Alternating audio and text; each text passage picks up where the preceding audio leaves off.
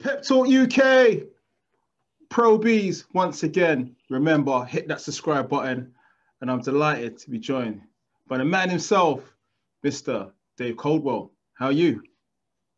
I'm very good, thanks, mate. How's yourself? Tier 4, not great, but surviving. No, it's not great, is it? Yeah, tier 4 is bad. Being an Arsenal fan's bad. Things aren't really good for you right now, are they?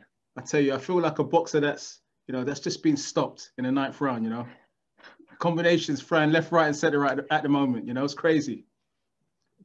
But you know what? We definitely got to talk about the fight, the big fight. Canelo Alvarez has shown why he's regarded as by many as the pound for pound best right now.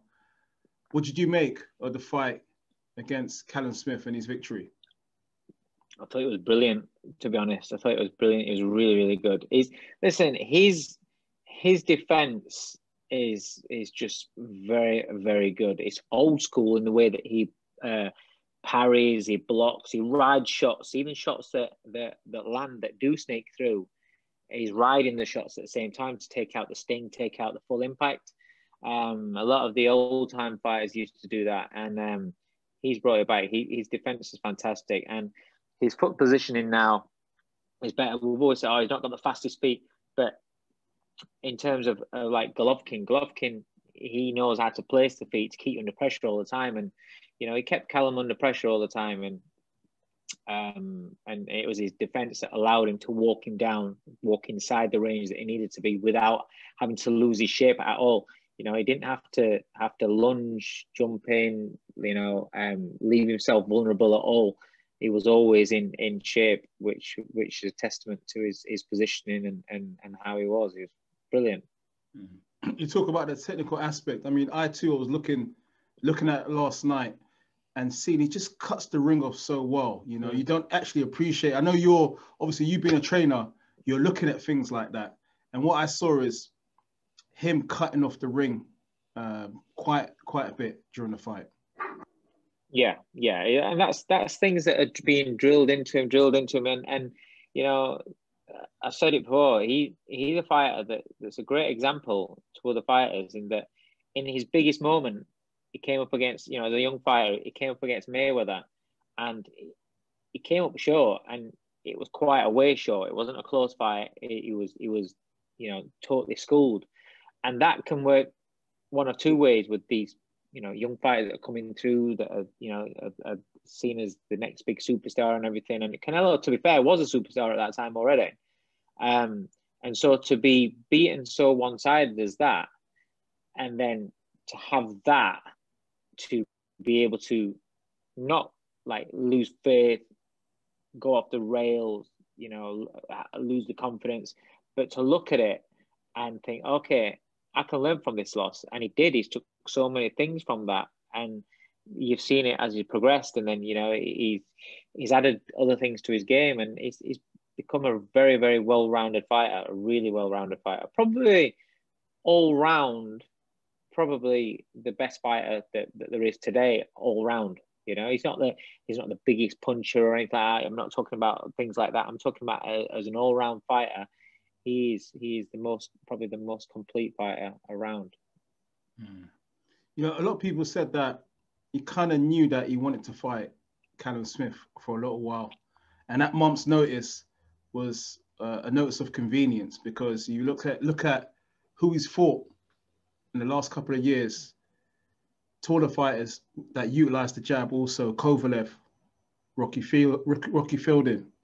Look at these fighters that he's been in with that are a lot bigger than him and rangy, long levers, that he's kind of prepped himself for fighting Callum Smith anyway.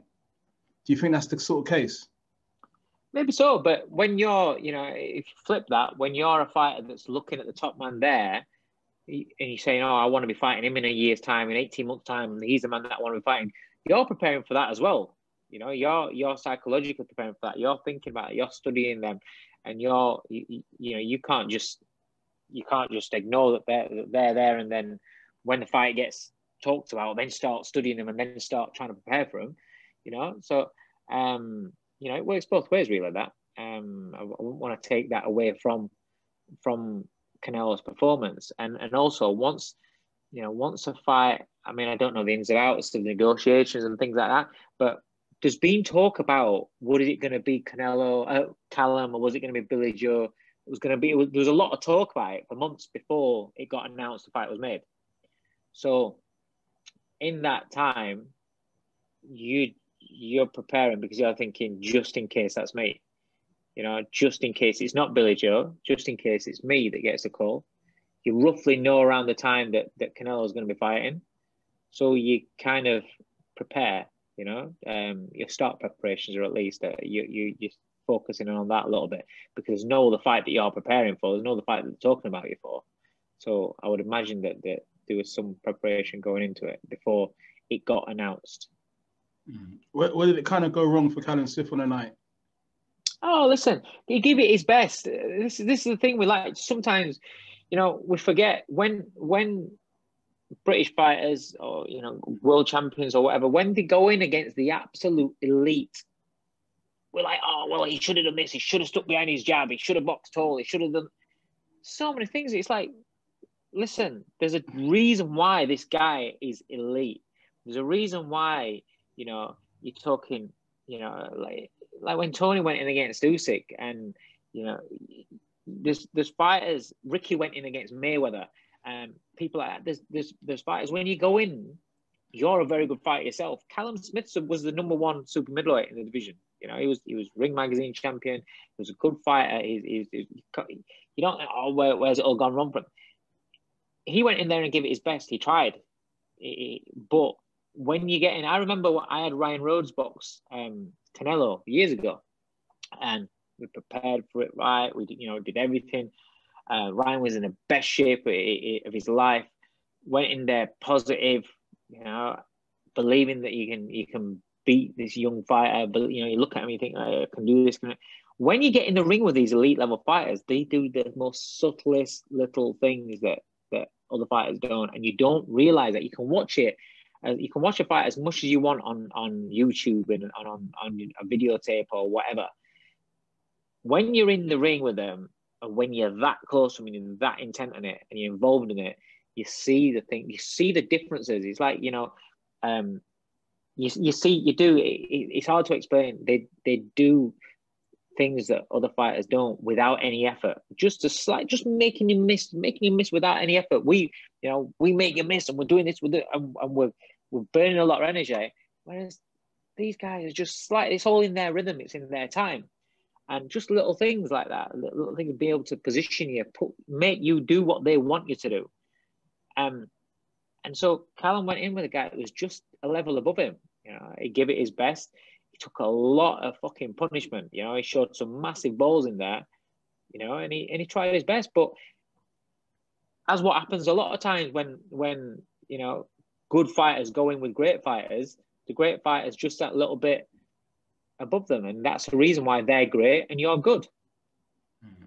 In any way, did a dislocated bicep affect his performance on the night? Oh, fucking hell. Listen, do you know what? This is the thing. I've seen some comments about this, about, you know, he tore his bicep. So when you tear your bicep and it shoots up there, mate, I'm not being funny. Can you imagine if you're just in a gym and you're doing some weights and you tear your bicep? Hang on, I've got somebody ringing me. Am I back? Sorry, yeah. Somebody was ringing me then. No. If you're in a gym and you're pumping some weights and you tear your bicep, the pain that you're in there, you stop. You don't carry on with your training session. You know, you can't lift anything up at home. You're not doing anything. He's still trying to compete. He's still trying to fight. You know, every time he's got his hand there, every time he's got his hand, I don't know, it was his left arm. Every time he's getting hit there, that must have been excruciating pain. Just holding his hand up there must have been excruciating pain. And he still kept trying to throw. That shows you the level of desire that he had in there, and that shows you that, you know, that he was willing to take himself into places that aren't nice, mate. So did it affect? Yes, of course it affected him. Would it have changed the result? No, but yes, it affected him. Because there's arguments that obviously Callum Smith likes to utilize the jab quite a bit. You know, he likes to. He's got proper solid fundamentals. It's all off the jab, and you know, he couldn't really keep Canelo at bay because obviously he can't utilize the jab properly. Yeah, but to be fair, when did the bicep go? I don't know. But right from round 1, round 2, the jab wasn't gonna keep Canelo off, because what Canelo was doing defensively, you know, he knows how to take that jab away. He knows how to parry. He knows how to ride. He knows how to block. You know, he knows how to slip. And all the more while he's doing that, he's putting you under pressure. So, you know, would it have made any difference? No. Would he have thrown? He might have thrown more, but would that have made any difference? I don't think so. Do you think Canelo used the Johnryder fight as sort of a measuring stick to try and work out a game plan to defeat Callum? No, everybody was going on about Johnryder. Johnryder closes the range differently to what Canelo does. Johnryder is a southpaw. You know, Johnryder's he boxes a completely different way. And also, no disrespect to Johnryder, at that time, Callum Smith's got his mind on your Canelos, you know, possibly Billy Joe Saunders. He's got his mind on his big fight. He was quite vocal about wanting a massive fight for a long time. So then fighting Johnryder, who at the time wasn't really being talked about on the world scene as such, you know, mentally as well, that'll take you a lot. And taking nothing away from John. John boxed fantastic. But do I think Canelo's watched Johnryder in order to prepare for Callum? He will have probably watched it, yeah, but do I think he's based what he did on that? Not so much, no. Canelo says that he wants to unify the division, get the other belt, sorry, at 168, Caleb Plant and one Billy Joe Saunders. Now, Billy Joe Saunders, okay, the fight didn't happen in May because of the pandemic, but can Billy Joe be the one to defeat Canelo? Because at the moment, it's looking like he's kind of invincible at the moment. I've always thought that Billy's got the style to trouble Canelo, and I've always thought that his style suited that fight the best. Gave the, you know, out of the Brits, that gave him more of a chance of causing an upset. But if I'm going to go on potential and what I look at Billy at his absolute best, how often does that absolute best come up? How often do we see that? And at his absolute best, does he have a chance? Yes, he has a chance. But everything needs to be nailed on. Everything. Because Canelo's going to look to take that away, look to take what Billy does away, and he's going to want to work that body and slow him down and make Billy work as well, which Billy's not going to really want happening. I give him a chance, yeah, but being honest, I don't give him as much chance now as what I did do 6 months, a year ago. But I still think that southpaw moving, slick, sharp shooting style is the style that gives Canelo the problems, because that's the times when we've seen him, you know, not look as great, really. Unofficially, some of the boxing fans have said that, look, you need to knock out Canelo to get a draw. I mean, is that something that you kind of will see kind of like a bit of a point to? Because obviously, if you go the distance with Canelo, it's out there that it'd be really tough to get a decision against Canelo with the judges. So you have to knock him out or stop him. You just have to win clearly. Right? I think you have to win clearly. You can't go in there and pinch it. You can't have the rounds where it's close, where you think, you've literally got to take away everything that Canelo does and make sure that it's him that's being outworked. It's him that's being caught with the clean shots. You have to make it very, very clear. Do I think that I don't know. I don't know. It's obvious that he's, you know, anything remotely even will go Canelo's way. I don't think you have to stop him. You have to knock him out. But I just think you have to win it clearly. It has to be clear. You know, that's how I would probably say you've got to do. Do you know what I mean? Mm. Because if you remember that fight, you're talking about the judges and having to win it clearly. Sometimes that's not always how it goes. I mean, do you remember Canelo against Mayweather? One of the judges, Adelaide Bird, was it? Adelaide Bird? Yeah. Mate. No, I know. I get that. But two of the judges went against him. Majority. So it just show you that they will score against him. They can score against him. Do you know what I mean? But is he the big hometown favourite? Of course. But if you win it clearly, then surely two of the judges out of three are going to see it the right way. There's always one. Listen, you can have any fight clearly, and they always there's always one idiot. There's always somebody that's, you know, looking out in crowd or something and not paying attention.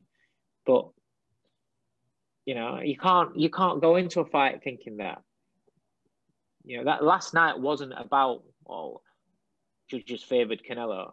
No, Canelo won the fight clearly. You know, that's you have to go in there and be clear and rip the title away, so to speak. Would it be better if you stopped him, had a couple of knockdowns on the way? Of course. But what's the likelihood of that? Because look at the guys he's been in with, and he's not shown any sort of vulnerabilities for years and years and years. I think I've seen him wobbled once by Cotto's brother years ago. Not seen anything since then. And he's took rockets off of Golovkin. He's took Kovalev. He took Kovalev on. You know, Billy Joe's not gonna catch him with a single shot and rock him and knock him down. So Billy Joe has to go in there and make it a masterclass. Can he do that? That's the question. If, just to kind of conclude, if Canelo comes down to 160 and fights Golovkin again, I mean, we saw him against Zerameta on Friday night. The power's still there. Listen, still there.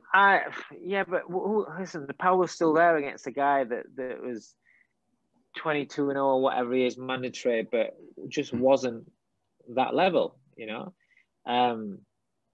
This is the thing. People look at records and think that warrants them to be a top fighter, and they look at somebody else who's got a loss or two and think, oh, he's shit. It doesn't work that way, you know.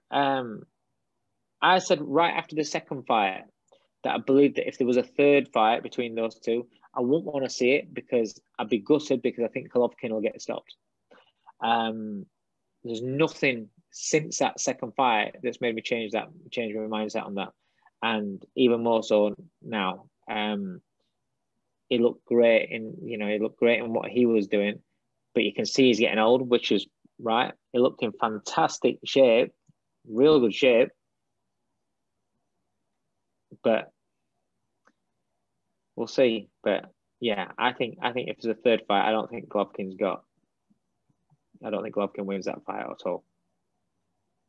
All right, Dave. It's been a pleasure once more, man. We've got to thank you for your time, man. No Arsenal comments. No Arsenal comments. Yeah, just that one at the beginning. I understand that you're in a bad way. Do you know what I mean? How many points clear at relegation zone are you? Well, how many fingers on one hand? But you know what? It's a dogfight. Dave, it's a dogfight. Listen, we're up for this dogfight and we'll love it. I cannot believe you're talking about being in a relegation dogfight. Who have you got over Christmas? Because that's a good period, isn't it? That can help you and put you in a good spot, or you can be shitting it after Christmas. Right. What we got? The next game in the league is against Chelsea on Boxing Day.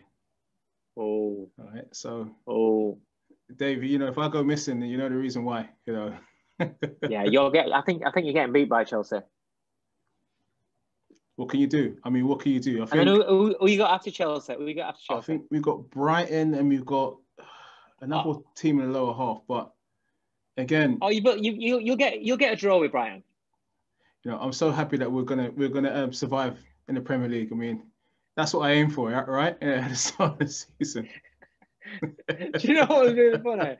A few months ago, we had, you know, Arsenal fans digging me out and stuff about, because, well, not a few months ago, a few weeks ago, and I'm sure you was one of them that you slipped something in when we last had a chat. I'm sure you. I think that's in your Arsenal fan TV when they were dancing when Man United lost. I sent you the link. That's it. But, you know, let's just steady up, mate. Just look at where you are. But listen, it's a weird old season. It's a weird old season. The only team that's fucking showing any sort of consistency is Liverpool, unfortunately. But we're only 2 points adrift from them, really, if we win those games in hand. So, you know, we've just got to win those games in hand, and then, you know, we're actually challenging. Wow. You see, Ollie just manages to just keep surviving, you know? I know. Ollie in. Hashtag Ollie in before I'm out. Where are you on Arteta? Because I'm hearing a lot of people talking about Arteta needs to go. Where are you on that? I back him because I think it's a deep-rooted problem that is bigger than the manager. I think for years he started off well, didn't he? Yeah, it's a deep-rooted problem. It's also linked to investment as well. So, you know, I would say that give him the money. You know, he's won 2 trophies in 6 months. Let him get his own players, and then we'll see how he does from there. Yeah. Otherwise, the same thing's going to happen again. New manager, you'll have a good spike where he gets results, and then it will come back down to reality, and then we'll be in the same place as it is, you know, as it was before. So. Yeah, I get that. I get that. Dave. All right, mate. I've got to thank you for your time, man. Please, my phone's going to be off on Boxing Day, the Chelsea game, so. Okay, all right. All right, mate. Dave Coldwell, Pep Talk. Thank you. Cheers. Cheers, mate. Take care. Cheers. Bye. Take care. Bye. See you later, mate. Bye.